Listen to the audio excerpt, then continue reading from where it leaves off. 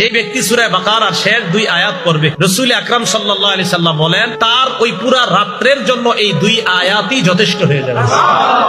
এই আমলগুলা করা, রাতে যখন আমরা বিছানায় মাথা লাগাই আমল করা। আরেকটা হলো বিছানায় মাথা যখন লাগাবেন, কাজ নাই, তখন আপনার ফেসবুকটা না চালায়া, ইউটিউব মোবাইলটা হাতে না নিয়ে 1000 সওয়াব কারা চান?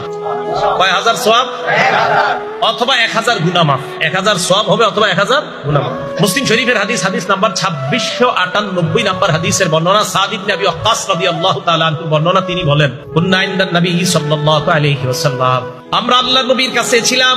আল্লাহর নবী হঠাৎ আমাদেরকে বললেন, আয়াজিজু আহাদুকুম আইয়াকসিবা আলফা হাসানা, তোমাদের মধ্যে কেউ কি অক্ষম 1000 সওয়াব কামাই করতে অক্ষম? ফাসালাহু সাইলুম মিন জুলাসাইহি, বৈঠকের মধ্য থেকে একজন প্রশ্ন করলেন, ইয়া রাসূলুল্লাহ, আমাদের মধ্যে 1000 সওয়াব কামাই করা এটা কিভাবে সম্ভব? নবীজিকে বললেন, কাইফা ইয়াকসিবু আহাদুনা আলফা হাসানা, কিভাবে একজন 1000 নেকি কামাই করতে পারে?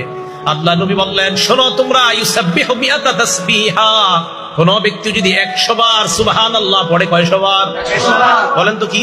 সুবহানাল্লাহ। আবার বলেন সুবহানাল্লাহ। এতটুকুই বাস, আবার বলেন সুবহানাল্লাহ। আল্লাহ নবী বলেন 100 বার যদি কোনো বান্দা সুবহানাল্লাহ বলে,